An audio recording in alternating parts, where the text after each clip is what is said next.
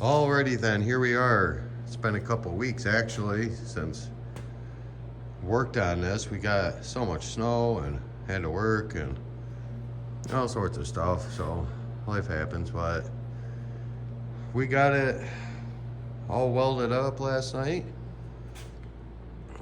and was just mounting a winch up in here.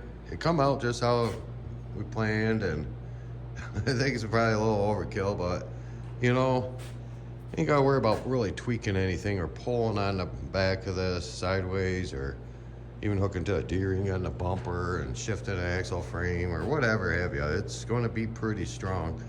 So yeah, I was just mounting a winch up here to have an extra set of hands. So some 30 weight hydraulic fluid works pretty dang good. And a jack, and I guess yeah, that's redneck stuff. But do what you gotta do when you're by yourself. So she's up in there. Fit. Get this out of the way and show you. Oh, it was actually very simple to build this. So very happy with the outcome. It looks nice. Paint matches are powder coat perfect. So I did put these braces down here. So when it's pulling, it can't sag or, you know, bend. And then, let's see, actually plated, get up in there. Oh, I can even get up in there.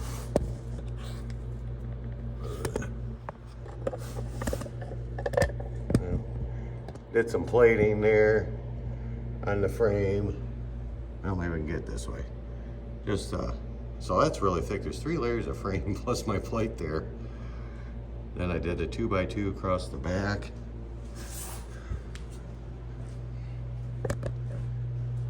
So I don't know if we can see that. Yeah, we can kind of see that. So that one, but that's 2x2 quarter wall. So she's pretty stout. Glad we're getting a little more weight on the back of this truck. I know lightening it up sounds like it's a good idea, but not always, because you start to lose traction on your drive axles and then you become nose heavy, and so you kind of want some weight in the back for sure. Get you some traction, bail the truck out. This lever for the winch hangs down. Well, let's see, we can go straight across. Well, straight across where you can see that it's about a 1/2 inch below, but it's back in there 8 inches, so I don't ever foresee getting a rock up and hitting that. And it's real simple. I know it's not an automatic release, but it's very simple to reach in there and grab that, especially since we got the narrow bed. So that'll work out perfect coming through there. And I'm going to go ahead now and install the bumper and the fair lead in it and show you what that outcome looks like. Well, folks, just like that, we got the bumper installed. And I gotta tell you, it come out nice. motobilt makes a very nice product. Look at these brackets in here. It's even better than OEM, way stronger, and it looks OEM. And there's the winch line coming through. That's about 1.5 inches from there, believe it or not. And that's what I did in the rear bumper. I put the fair lead through the back there. I am going to have to modify just a little bit for the backup cam, but you know, that's whatever, not a big deal. But that's clean. That come out perfect. It just looks amazing. We'll have our D-rings on there. I'll just hook that to that. Now I still have these backup sensor holes that I talked about in a previous video that I guess you can, I think maybe they could just leave a center punch mark where you could drill them out. But if you don't have those sensors, you know, then, which we don't, you got a hole. So I think what I'm going to do, instead of, I didn't mess up the powder coat or have any problems at all with putting this in. So I'm like, well, crap, I don't want to get this whole thing welded up, grind it up, welded, and have it all redone when it's so nice. It never comes out as nice the second time, seems like. So I think what I'm going to do is put these little guys in here. I mean, I don't know. I guess I could plug it off, black plugs, but you know, I guess having the lights in the back will probably look fine too. We have 4 lights back there. It'll be different.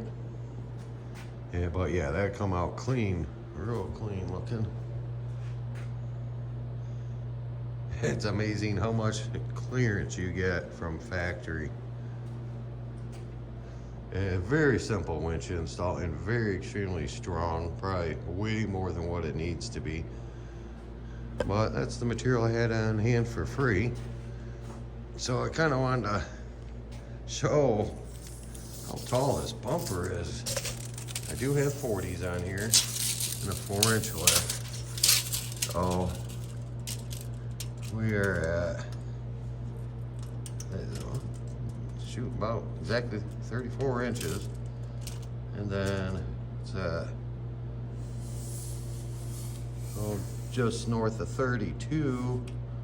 Well, where we at? About 31 and a quarter on the bottom of the hitch. Not too awful bad.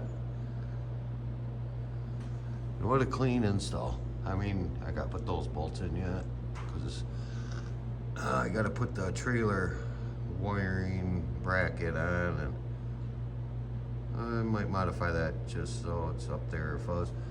But I mean, it's very nice, very strong, very not focused well, but no, come out real good on there. Pretty happy with that. Can't wait to go use it. So essentially we're just waiting for the box to get the paint. A buddy of mine, it's a nice body shop. He's all backed up from all the snow and wrecks on cars, and I suppose those people are more priority than getting an off-road machine together. They need their daily drivers, I would think. So I understand that. But can't wait to get the box back and start putting some finishing touches on this and see what it looks like. It's going to be pretty tricked out for sure, I think. And that's going to be nice. We can pull from the front and the rear. Don't have to worry about so awful much about being alone on a trail, and probably can get ourselves out at 99% of positions. That's cool. So, and I'm pretty sure this, you know, I was thinking about this. You could do this without bobbing the frame. I cut this cross member tube out, but I replaced it with, you know, this 2x2 and welded this, and, you know, have the hitch. So obviously the hitch is farther back on the other one. If you took and modified, because I left that stub piece of that out, well, you can see it in there, of that cross member there, and, you know, did the same thing and just put a piece of angle here or whatever to strengthen it up, or whatever you feel is necessary. I mean, heck, that 1/2-inch plate's pretty strong, especially with these stubs sticking out. You could leave them on the factory out to this far. So what you would have to do is remove your spare tire, obviously, and cut out that cross member I just mentioned, and the spare tire bracket there, the end mount, which isn't really a big deal whatsoever. And then yeah, you could put this piece of plate in here like this, and or I mean, I kind of don't think it's overkill. I think that's good security for your frame rails and, you know, everything. I mean, if you're going to do it, why not do it? Then you don't have to worry about anything. You know, some cheap little amount of, you know, they get out of Harbor Freight or whatever, which they have good products, don't get me wrong, but this you won't ever have to worry about. Those are half the thickness. So I think, all in all, you could do this very easily on just a stock size Gladiator and have the same outcome, a little bit different in the rear because your bumper's lower obviously, but it would be easy to finagle that. So yeah, pretty simple. Well, thanks for watching, and that's the winch video. We're very happy with it. And we'll be back when the bed gets painted. Also, I wanted to mention, if you had any other ideas, or you see I did something wrong, or could do something better, or like these lights in the bumper, or, oh, you know, the whole winch thing, or whatever, just let me know. Leave a comment, and just doing the best we can here, and having fun with it, and there's always a different way of doing something, or maybe I missed something. Appreciate it, and thanks for watching.